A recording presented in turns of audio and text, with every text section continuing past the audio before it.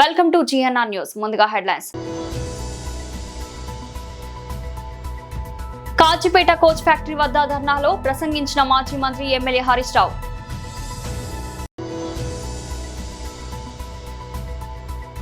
BJP Kisan Morcha రాష్ట్ర అధ్యక్షుడు శ్రీ బస్వా లక్ష్మీ నరసింహ గారి ప్రెస్ మీట్.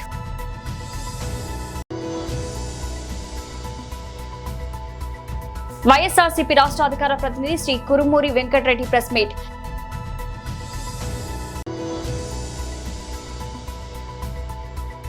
ఏబీ ప్రాజెక్టులను అడ్డుకోండి, కేఆర్ఐ ఎంపీకి తెలంగాణ ఫిర్యాదు. కాజిపేట కోచ్ ఫ్యాక్టరీ వద్ద ధర్నాలో ప్రసంగించిన మాజీ మంత్రి ఎమ్మెల్యే హరీష్ రావు. ప్రభుత్వ మాజీ చీఫ్ విప్ మిత్రులు వినయ్ భాస్కర్ గారు, శాసన మండలిలో ప్రతిపక్ష నాయకులు గౌరవనీయులు పెద్దలు మధుసూదనాచారి గారు, మాజీ మంత్రివర్యులు గౌరవనీయులు పెద్దలు దయాకర్ రావు అన్న గారు, మాజీ శాసనసభ్యులు గౌరవనీయులు తాటికొండ రాజన్న గారు, ఆరూరు రమేష్ గారు, శంకర్ నాయక్ గారు, పెద్ది సుదర్శన్ రెడ్డి గారు, నాగుర్ల వెంకన్న గారు, డాక్టర్ యాదవ్ రెడ్డి గారు, మరి చాలా మంది ఉన్నారు. గౌరవ కార్పొరేటర్లు, కాజిపేట బీఆర్ఎస్ నాయకులకు, భూ నిర్వాసితులకు, ఆటో డ్రైవర్లకు, స్థానిక టాక్సీ డ్రైవర్లకు, ముఖ్యంగా మా ఉద్యోగాలు మాకు కావాలని ఇక్కడికి వచ్చేసినటువంటి మా వరంగల్, కాజీపేట అన్నాదమ్ముళ్ళు, అక్క చెల్లెళ్ళు, మీడియా మిత్రులు అందరికీ పేరు పేరు నమస్కారం తెలియజేస్తా ఉన్నా.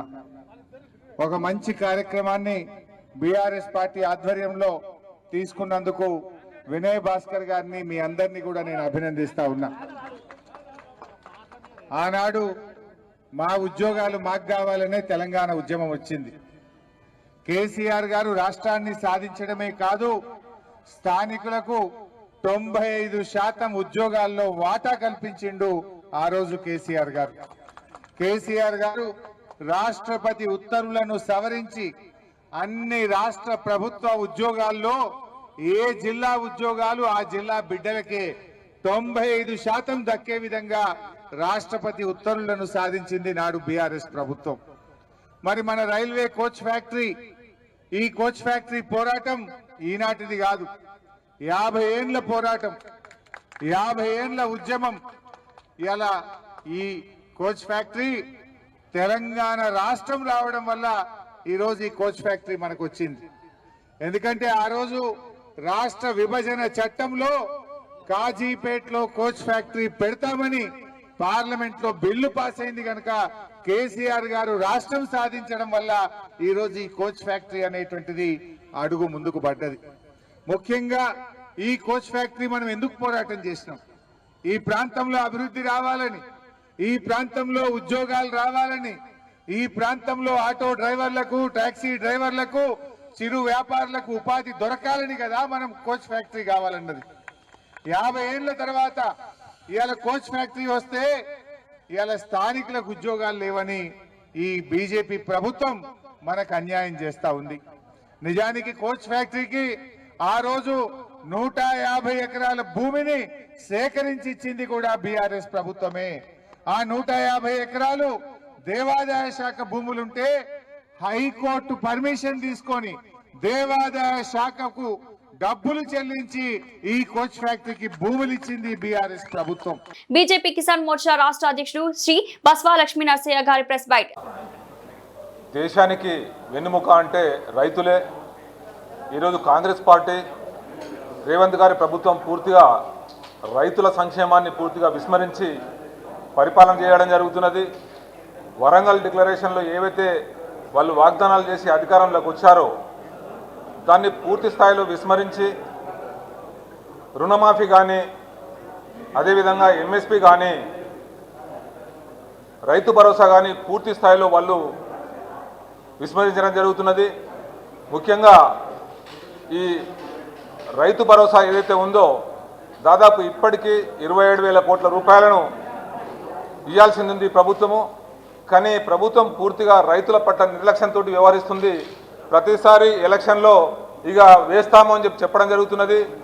మొన్న ఫిబ్రవరి 4వ తారీఖు నాడు మిర్యాలగూడలో స్వయాన ముఖ్యమంత్రి చెప్పడం జరిగింది, ఈ మున్సిపల్ ఎలక్షన్స్ కాగానే రైతు భరోసాను పేమెంట్ చేస్తామని చెప్పడం జరిగింది.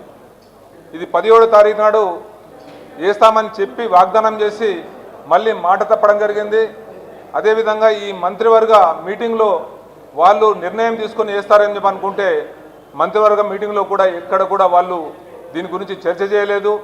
అంటే మళ్ళీ ఇప్పుడు ఏదైనా ఎలక్షన్స్ వస్తున్నాయంటేనే ఆ ఎలక్షన్స్ని బట్టి రైతు భరోసా వేద్దామని చెప్పి ఈ ప్రభుత్వం నిర్ణయించడం జరిగింది. దానికి మేము భారతీయ జనతా పార్టీ కిసాన్ మోర్చా తరఫున అగ్రికల్చర్ కమిషన్ గారిని కలవడం జరిగింది. ఒక మెమోరాండం ఇవ్వడం జరిగింది తెలంగాణ రైతుల పక్షాన. అదేవిధంగా చీఫ్ సెక్రటరీ గారిని కూడా మన తెలంగాణ చీఫ్ సెక్రటరీ గారిని కూడా కలవడం జరిగింది. వారికి కూడా ఒక రిప్రజెంటేషన్ ఇవ్వడం జరిగింది. భారతీయ జనతా పార్టీ కిసాన్ మోర్చా తరఫున ఇమ్మీడియట్గా రైతాంగానికి ఇవ్వాల్సిన రైతు భరోసాను పేమెంట్ చేయాలని చెప్పి డిమాండ్ చేయడం జరిగింది. అదేవిధంగా నిన్న మన గౌరవ మంత్రి గారు కూడా ముఖ్యమంత్రి గారికి లెటర్ రాయడం జరిగింది. అదేవిధంగా ఒకటే మేము చెప్పేది ఏంటంటే రైతులను మీరు చిన్న చూపు చూడడం జరుగుతున్నది. రైతు భరోసా అదేవిధంగా రుణమాఫీ తర్వాత బోనస్ ఇస్తామని చెప్పి కూడా బోనస్ను కూడా పూర్తి స్థాయిలో చేయలేదు. దానికి భారతీయ జనతా పార్టీ కిసాన్ మోర్చా తరఫున మా భారతీయ జనతా పార్టీ రాష్ట్ర అధ్యక్షులు రామచంద్రరావు గారి నాయకత్వంలో 3వ తారీఖు నాడు భారతీయ జనతా పార్టీ కిసాన్ మోర్చా తరఫున పెద్ద ఎత్తున రైతు దీక్షని మేము నిర్ణయించడం జరిగింది. 3వ తారీఖు నాడు 10 గంటల నుంచి మధ్యాహ్నం 2 గంటల వరకు రైతు దీక్షను చేద్దామని చెప్పి భారతీయ జనతా పార్టీ కిసాన్ మోర్చా నిర్ణయించుకోవడం జరిగింది. వైఎస్ఆర్సీపీ రాష్ట్ర అధికార ప్రతినిధి Shri Karmuri Venkatareddy press meet. Electronic media ప్రతినిధులకి అదేవిధంగా ప్రింట్ మీడియా ప్రతినిధులకి యూట్యూబ్ ఛానల్స్ వాళ్ళందరికీ నమస్కారాలు. నిన్న ఏదైతే ఫ్యూచర్ గవర్నర్ అవ్వాలని, ఫ్యూచర్ వైస్ ప్రెసిడెంట్ అవ్వాలని, ఫ్యూచర్ ప్రెసిడెంట్ అవ్వాలని చెప్పి లేదంటే రాజ్యసభ వచ్చినప్పుడు ఫ్యూచర్ రాజ్యసభ ఇతనే రేపే ఇస్తున్నారు ఎల్లుండే ఇస్తున్నారని మనం ఎవరి గురించి అయితే చర్చించుకుంటామో ఆయన పేరు వర్ల రామయ్య, తెలుగుదేశం పార్టీ. ఆయన అలానే మొన్న వాట్సాప్ వీడియో కాల్లో దొరికిపోయినటువంటి నజీర్ అహ్మద్, మాజీ ఎమ్మెల్సీ పి అశోక్ బాబు, ఏదైతే బ్రాహ్మణ కార్పొరేషన్ చైర్మన్ బుచ్చి రాంప్రసాద్, వీళ్ళందరూ నిన్న సిఐడి ఆఫీస్కి వెళ్ళి అక్కడ రవిశంకర్ అయ్యన్న గారిని గారు కలిసి వైఎస్ఆర్ కాంగ్రెస్ పార్టీ అంట ఏదో దుష్ప్రచారం చేస్తుందంట చంద్రబాబు నాయుడు గారి మీద. సజ్జల భార్గవరెడ్డి గారు, సజ్జల గారు, జగన్ గారి నేతృత్వంలో చంద్రబాబు నాయుడు గారి మీద అసభ్యకర పోస్టులు పెట్టించేస్తున్నారని చెప్పి వాళ్ళు వెళ్ళి నిన్న కంప్లైంట్ ఇస్తే నవ్వొస్తా ఉంది. అసలు మీదే ఒక ఫేక్ పార్టీ, మళ్ళీ మీ ఫేక్ పార్టీ మీద మళ్ళీ డీప్ ఫేక్ పోస్టులు పెట్టి ప్రచారం చేయాల్సినటువంటి అవసరం వైఎస్ఆర్ కాంగ్రెస్ పార్టీకి ఏముంటది? ఆల్రెడీ ఓ పక్క కల్తీ పాలు, ఇంకో పక్క కలుషిత నీరు. అక్కడ కల్తీ పాలతో 6 చనిపోవటం, అక్కడ కలుషిత నీరుతో డయేరియా వచ్చి 4 చనిపోవటం. ఈ రాష్ట్రంలో అనేక సమస్యలు, ఏ జిల్లా వెళ్ళినా ఏ నియోజకవర్గం వెళ్ళినా వందలాది సమస్యలు ఈరోజు ప్రజలకి సమస్యలతో ప్రజలందరూ ఈరోజు అల్లాడుతూ ఉంటే అవన్నీ వైఎస్ఆర్ కాంగ్రెస్ పార్టీ అడ్రస్ చేస్తూ ఉంటే ఏదైతే అడ్రస్ చేస్తున్నటువంటి సోషల్ మీడియా మీద ఏదో ఒక రకంగా మళ్ళీ తప్పుడు కేసులు పెట్టి నిరోధించాలనేటటువంటి ప్రయత్నం, నియంత్రించాలనేటువంటి ప్రయత్నం. వాళ్ళు ఎవరో పోస్ట్ పెట్టుకుంటే దానికి వైఎస్ఆర్ కాంగ్రెస్ పార్టీకి సంబంధం ఏంటి? మాకు అఫీషియల్ సోషల్ మీడియా అంటే దానికి ఒక పేజ్ ఉంటుంది, అఫీషియల్ పార్టీ అంటే దానికి ఒక పేజ్ ఉంటుంది. సో అన్ని అఫీషియల్ గా ఉంటాయి. ఎవరో ఏదో పోస్టు మీ మీద పెడితే దాన్ని వైఎస్ఆర్ కాంగ్రెస్ పార్టీకి ఆపాదించేసి అసలు మా సోషల్ మీడియా ఎవరు నడుపుతున్నారో మీకు తెలియదు. మరి మీరు ప్రభుత్వంలో ఎట్లున్నారో నాకు అర్థం కాల. సజ్జల భార్గవ్ గారు ఇప్పుడు సోషల్ మీడియా ఏం చూడటల్లా, కానీ సజ్జల భార్గవ్ గారు అంట కుట్ర బన్నేశాడంట, సజ్జల గారు కుట్ర బన్నేశాడంట, చంద్రబాబు నాయుడు గారి మీద అసభ్యకర పోస్టులు పెట్టించేస్తున్నారంట. అసలు మీ మీద అసభ్యంగా పెట్టించాల్సిన అవసరం ఏంది? మీ ప్రభుత్వం అసభ్యంగా అశ్లీలంగా తయారైందనేది కనపట్లేదా?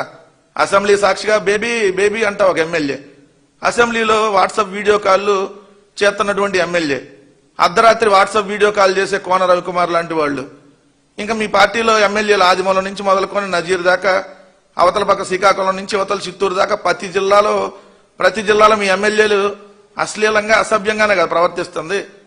అవన్నీ ఓపెన్ గానే వీడియోలు ఉన్నాయి. మళ్ళీ కొత్తగా మీ మీద మేము అసభ్యకరంగా మళ్ళీ క్రియేట్ చేసి పెట్టించాల్సిన అవసరం ఏముంది?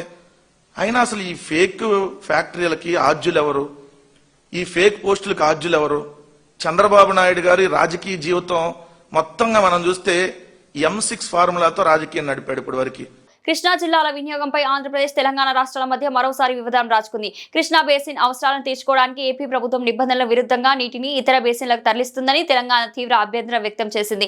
ఈ చర్యను తక్షణం అడ్డుకోవాలని కోరుతూ కృష్ణా నది యాజమాన్య బోర్డు చైర్మన్ కు తెలంగాణ ఈఎన్సీ రమేష్ బాబు లేఖ రాశారు. పెన్నా బేసిన్ కు కృష్ణా జలాలను మళ్లించేందుకు ఏపీ ప్రభుత్వం 47,776.50 కోట్లతో పనుల పరిపాలన అనుమతులు ఇవ్వడం చట్టవిరుద్ధమని తెలంగాణ తన లేఖలో పేర్కొంది. పోతిరెడ్డిపాడు హెడ్ రెగ్యులేటరీ సామర్థ్యం పెంపు, రాయలసీమ ఎత్తిపోతల పథకాలతో పాటు ఇంద్రనీవా, గాలేరు నగరి, తెలుగంగా వంటి ప్రాజెక్టుల సామర్థ్యాన్ని పెంచి అదనంగా 114.75 టీఎంసీల నీటిని తరలించేందుకు ఏపీ ప్రయత్నిస్తుందని ఆరోపించారు. ఏపీ పునర్వ్యవస్థీకరణ చట్టం 2014 ప్రకారం బేసిన్లో కొత్త ప్రాజెక్టు చేపట్టాలంటే కేఎంఆర్ ఎంపీ యంత్రజనుల సంఘం అనుమతితో పాటు అఫెక్స్ కౌన్సిల్ ఆమోదం తప్పనిసరని తెలంగాణ గుర్తు చేసింది. బచావో ట్రైబ్యునల్ అవార్డు ప్రకారం కూడా బేసిన్ అవసరాలు తీరాకే నీటిని మళ్లించాలని స్పష్టం చేసింది. ఈ నిబంధనలు ఏపీ ఉల్లంఘిస్తుందని ఫిర్యాదులో వివరించింది.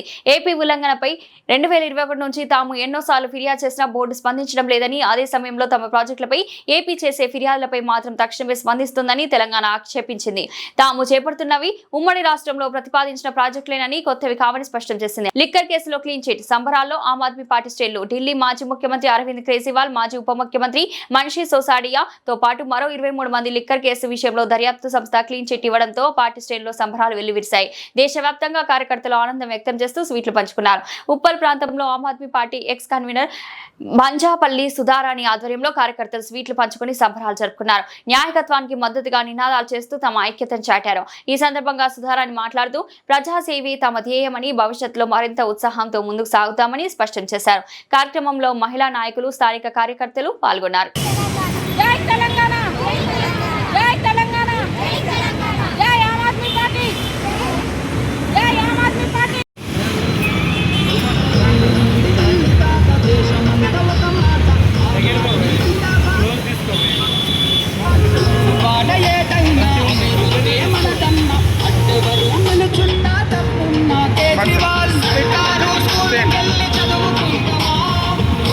నమస్కారం అండి. నా పేరు బంజాపల్లి సుధారాణి, ఉప్పల్ ఎక్స్ కన్వీనర్ ఆమ్ ఆద్మీ పార్టీ అండి. ఈరోజు ముఖ్య ఉద్దేశం ఏంటంటే మా నాయకుడు, ప్రియతమ నాయకుడు అరవింద్ కేజ్రీవాల్ గారికి మరియు మనీష్ సిసోడియా గారికి, తనతో పాటు 23 మందికి లిక్కర్ స్కామ్లో Rouse Avenue court clean chit ఇవ్వడం జరిగింది. రాబోయే రోజుల్లో మేము ఖచ్చితంగా గెలుస్తాము. అలాగే తెలంగాణలో కూడా మా పార్టీ విస్తరిస్తుంది. ఈరోజు మేము అందరం, మా కార్యకర్తలము, మా నాయకులం అందరం ఈరోజు దేశవ్యాప్తంగా, రాష్ట్ర వ్యాప్తంగా మేము స్వీట్లు పంచుకొని మేము ఒక పండుగలాగా చేసుకుంటున్నాము. మా నాయకుడికి ఎలాంటి మచ్చ లేనందుకు ఈ విషయం మీదనే ఢిల్లీలో 70 సీట్లలో 67 సీట్లు కైవసం చేసుకున్న ఘనత మా పార్టీది. రెండోసారి కూడా దాదాపుగా 63 సీట్లు కైవసం చేసుకున్నాము. మూడోసారి ఏ విధంగా మేము ఓడిపోయినామనంటే ఓట్ చోరీ వల్ల, నరేంద్ర మోడీ గారు చేసిన ఓట్ చోరీ వల్ల. ఈ విషయం మీద మా నాయకుడు లేవనెత్తిండు, ఓట్ చోరీ జరుగుతుందని. అలాగే ఈ విషయం మీద రాహుల్ గాంధీ గారు కూడా స్పందించడం జరిగింది. ఈ విషయం మీద పశ్చిమ బెంగాల్ సీఎం మమతా బెనర్జీ గారు కూడా స్పందించడం జరిగింది. అలాగే ఒక పిటిషనర్గా కాకుండా తను ఒక న్యాయవాదిగా దీని మీద ఫైట్ చేయడం జరిగింది. ఖచ్చితంగా ఇది ఓట్ చోరీ వల్ల మేము ఓడిపోయిందే, కానీ మేము ఓడిపోయినామని అనుకోవట్లేదు. ఇది వీళ్ళు అడ్డదారిలో వచ్చి గెలిచిన గెలుపుని మేము గెలుపని అనుకోవట్లేదు. రాబోయే రోజుల్లో మేము తెలంగాణలో కూడా మా పార్టీ విస్తరిస్తుంది. అందరికీ ధీటుగా మేము సమాధానం చెప్తాము. విషయం మీద సిబిఐకి కూడా రౌజ్ అవెన్యూ కోర్టు మొట్టికాయలు వేసింది. ఏ విధంగా అంటే ఎలాంటి ఆధారాలు లేకుండా నిరాధారమైన ఇదితో కేసులు వేయడం వల్ల సమాజంలో వాళ్ళకి పలుకుబడితో ఉన్న ఒక సీఎం అయినందుకు, తర్వాత కోర్టు సమయాన్ని వృధా చేసినందుకు కోర్టు మొట్టికాయలు వేసింది. ఈరోజు డబుల్ ఇంజన్ సర్కారు బీజేపీది అయినా కానీ ఏ విధంగా మీ దగ్గర ఒక రకమైన సాక్ష్యం లేదా? కాబట్టి ఇది ఒక దొంగతనంగా, అంటే అన్యాయంగా అక్రమంగా పెట్టిన కేసు అని కోర్టు ఆల్రెడీ తీర్పిచ్చేసింది. కాబట్టి ఈరోజు మేము రాష్ట్ర వ్యాప్తంగా, మేము దేశవ్యాప్తంగా మేము పండగ చేసుకుంటున్నాము. మా నాయకుడికి క్లీన్ చిట్ వచ్చినందుకు నమస్కారం అండి. కాచిపేట పర్యటనలో కార్మికుల పక్షాన పోరాటం అంటున్న హరీష్ రావుపై ఎమ్మెల్యే నాహిని రాజేందర్ రెడ్డి తీవ్రంగా స్పందించారు. గత 10 సంవత్సరాలు అధికారంలో ఉన్నప్పుడు కాచిపేట రైల్వే కోచ్ ఫ్యాక్టరీ గురించి ఎందుకు పట్టించుకోలేదని ప్రశ్నించారు. కాంగ్రెస్ హయాంలో 20 కోట్ల రూపాయలు మంజూరు చేసి 54 ఎకరాల భూమి స్వాధీనం చేసుకున్న విషయాన్ని గుర్తు చేశారు. నోట్ల రద్దు, జీఎస్టీ, వ్యవసాయ చట్టాల విషయంలో కేంద్రంతో కలిసి నడిచింది మీరే కాదా అని నిలదీశారు. విభజన హామీలను ఎందుకు అమలు చేయలేదని ప్రశ్నించారు. కాజిపేటకు కోచ్ ఫ్యాక్టరీ, బయ్యారం ఉక్కు కర్మాగారం, గిరిజన విశ్వవిద్యాలయం కోసం ఒక్కరోజైనా కృషి చేశారా అని అడిగారు. బస్టాండ్ స్థలం కేటాయింపు, ఆర్ఓబి పూర్తి, నగర అభివృద్ధి పనులు తమ హయాంలో జరిగాయని తెలిపారు. ఉమ్మడి జిల్లాలో 12లో 11 స్థానాలు కాంగ్రెస్ కు రావడం ప్రజల తీర్పు అని తెలిపారు. ప్రజల తీర్పుపై ఆత్మ పరిశీలన చేసుకోవాలని సూచించారు. సంసారం చేసింది కదా బీజేపీ బీఆర్ఎస్, ఏమి చేయగలిగినారు? వాళ్ళు చెప్తుండ్రు ల్యాండ్ అక్వైర్ అట మొదట వాళ్ళు చేసిండ్రంట కోచ్ ఫ్యాక్టరీకి కాజుపేట. దాని గురించి పొన్నా లక్ష్మయ్య గారు ఎండోమెంట్ మినిస్టర్ ఉండగా 20 కోట్ల రూపాయలు ఎండోమెంట్ కట్టి 53 ఎకరాలు ఫస్ట్ అక్వైర్ చేసింది కాంగ్రెస్ పార్టీ. దీని మీద చరిత్ర కాయిదాలు ప్రతి ఒక్క కాయిదా మేము ముందు పెడతా, తెలుసుకోండి. చరిత్ర తెలియకుండా మాట్లాడటం అలవాటు అయిపోయింది వీళ్ళది. దుష్ప్రచారాలకు అలవాటు పడిపోయినరు. కానీ హరీష్ రావు గారు మీలాంటి వ్యక్తి 4 సార్లు గెలిచి ఇలా ఈ విధమైన మాటలు మాట్లాడటం, ఎవరిని మోసం చేద్దామని, కాజుపెట్టి ఇంకెన్నిసార్లు మోసం చేద్దామని వస్తున్నారు? 15 ఏళ్ళకెళ్ళి ఎమ్మెల్యే ఉన్నాడు కదా అప్పుడు, మరి ఏం చేసిండ్రు? బస్టాండ్ గురించి గతంలో వినయ్ భాస్కర్ గారు, ప్రణయ్ భాస్కర్ గారు వీళ్ళందరూ ధర్నాలు ఇవి అవి కాజుపేట చేశాను కదా. నేను సూటికి ఒక్క ప్రశ్న అడుగుతానా, 10 ఏళ్లలో కాజుపేటకు మీరు చేసింది ఏందో చెప్పండి. సెంట్రల్ గవర్నమెంట్ బీజేపీ బీఆర్ఎస్ కలిసే కదా మీరు ఉన్నది. ప్రతి తీర్మానం చేసి పంపింది ముందుగా దేశంలోనే డిమానిటేషన్ కానీ, జిఎస్టీ కానీ, అగ్రికల్చర్ బిల్ కానీ, ఏవి కానీ విధానానికి అసెంబ్లీలో బిల్ తీర్మానం చేసుకొని మీరు పంపింది మీరే కదా మద్దతుగా. మరి ఇది ఎందుకు చేయలేకపోయినారు? కాజీపేటలో కోచ్ ఫ్యాక్టరీ గురించి విభజన చట్టంలో పొందుపరిచింది సోనియా గాంధీ గారు. గర్వంగా చెప్తున్నయ్యాల ఇది తప్ప అడగండి ఎవరినే. కానీ పింక్ బుక్కులకి వెళ్ళి తొలగించే వరకు కూడా మీకు సోయి లేదు. విభజన చట్టంలో పెట్టిన ఏంటి? 1 కోచ్ ఫ్యాక్టరీ, 2 బయ్యారబ్ గన్లు, 3 ట్రైబల్ యూనివర్సిటీ. మీకేమైనా సోయి ఉన్నదా? 10 ఏళ్ళలో ఊసెత్తినరా? కనీసం డివిజన్ గురించి మాట్లాడినరా? కాజీపేటని ఖతం చేసేసి అనగదొక్కి ఏమి చేయలేక ఆఖరికి 30 బెడ్ల హాస్పిటల్కు కొబ్బరికాయ కొట్టి మంత్రి వచ్చి కూడా పోయిండ్రు కదా. 30 బెడ్ల హాస్పిటల్ కూడా తెలియని మీరు ఇవాళ ఆల్రెడీ మీరు వచ్చేదో డబ్బాలు కొట్టుకొని పోవటం కాదు. ఆల్ పార్టీ, జేఏసీ వాళ్ళు వీళ్ళందరూ కలిసి లోకల్ వాళ్ళకు ఉద్యోగాలు ఇవ్వాలని ప్రతి ఒక్కరు కోరటమే. కానీ మీరు కోరటం అంటే హాస్యాస్పదంగా ఉన్నది, నవ్వుకుంటున్నారు. మీరు చెప్పే పోరాటం ఏదైతే మాట్లాడురో ఆ హక్కు కంపల్సరీ కావాల్సిందే. కానీ మీరు అడగటమా ఈరోజు 10 ఏళ్ళల్లో తినుకుంటా కూర్చొని ఇవాళ హోస్ట్లోకి వచ్చి వచ్చి మాట్లాడుతున్నారా? సిగ్గనిపించట్లే? ఒక పెద్ద మనిషిపై ఉండి మీరు 144 ఎకరాలు అక్వైర్ చేసి మొదట మేము చేసినామని చెప్తున్నారా? మేము 54 ఎకరాలు 20 కోట్ల రూపాయలు ఇవాళ మీ దాంట్లోనే ఉన్నారు. పొన్నా లక్ష్మయ్య గారు, వారిని అడగని పెద్దల్ని. ఫస్ట్ అక్వైర్ చేసింది కాంగ్రెస్ పార్టీ, విభజన చట్టంలో పెట్టింది కాంగ్రెస్ పార్టీ. ఇవాళ కాజుపేటలో మీరు 15 ఏళ్ళు తేలేంది, 2 ఏళ్లలో బస్టాండ్ కోసం జాగ తీసుకొచ్చింది కాంగ్రెస్ పార్టీ. అది మా గొప్పతనం. అది మీరు వదిలిపెట్టి పోయిన బ్రిడ్జు, కాజుపేట ఫాతిమానగర్ బ్రిడ్జుని 16.5 కోట్లు తక్షణం బిల్లు పట్టుకొచ్చి ఇలా పని స్టార్ట్ చేసి 2 నెలల్లో పట్టణ ప్రజలకు ఒప్పచెప్పబోయేది కాంగ్రెస్ పార్టీ. మార్కాపురం జిల్లా కనిగిరి నియోజకవర్గం పామూరు పట్టణంలోని శిశు మందిర్ పాఠశాలలో ఈ రోజు ఉదయం 9 గంటల నుంచి సైన్స్ డే కార్యక్రమం నిర్వహించారు. విద్యార్థుల్లో శాస్త్రీయ దృక్పథం పెంపొందించేందుకు ఈ కార్యక్రమాన్ని ప్రత్యేకంగా నిర్వహించారు. ఈ కార్యక్రమంలో 3వ తరగతి నుండి 7వ తరగతి వరకు చదువుతున్న విద్యార్థులు వివిధ రకాల అద్భుత ప్రాజెక్టులను తయారు చేసి వాటి విశేషాలను వివరించారు. వారి ప్రతిభా ప్రదర్శనకు హాజరైన వారు ప్రశంసలు కురిపించారు. ఈ కార్యక్రమంలో పాఠశాల కార్యదర్శి దర్శి సత్యనారాయణ, అధ్యక్షులు కొట్టె వెంకటేశ్వర్లు, సమితి కార్యదర్శి వరద ఓబలేషు, అతిథిగా డాక్టర్ కొట్టె సురేష్, ప్రధానాచార్య చింతలపూడి సౌజన్య, ఆచార్య బృందం పల్లెకర్లు పాల్గొన్నారు. కార్యక్రమం విజయవంతంగా ముగిసింది. You and me, both are created and developed by science and technology. I think today is the National Science Day in India.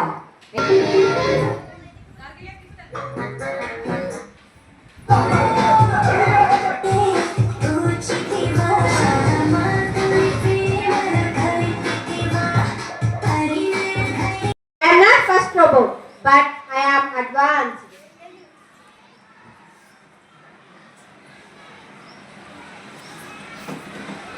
I am created by George Devil from America. I am created by Sophia from Russia. First is the best, so I am great.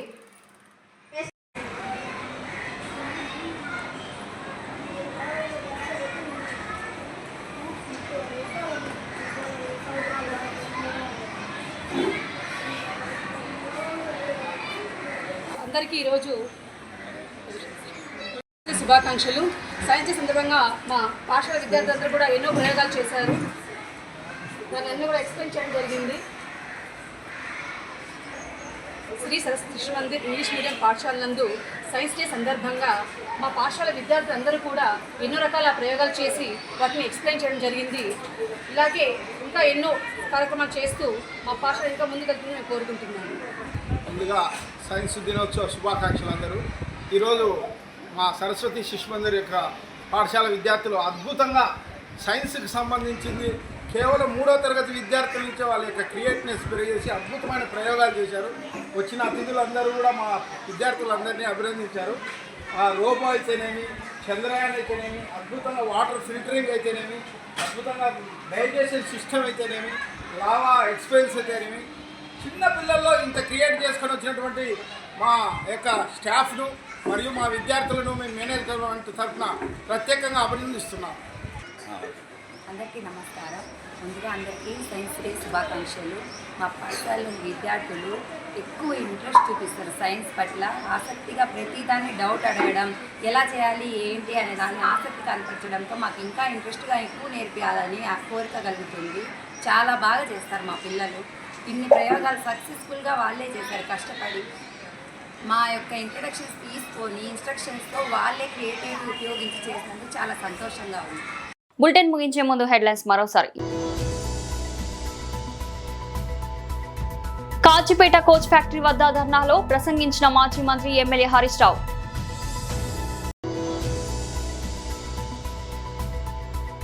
BJP Kisan Morcha రాష్ట్ర అధ్యక్షుడు శ్రీ బస్వా లక్ష్మీ నరసింహ గారి press meet.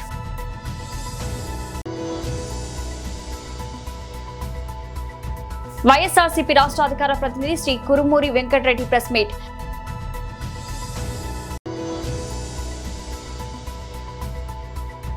AB ప్రాజెక్టులను అడ్డుకోండి, KRI ఎంపీకి తెలంగాణ ఫిర్యాదు. ఇది ఈ రోజు బులెటిన్. మరో బులెటిన్లో మళ్ళీ కలుద్దాం. అంతవరకు సెలవు.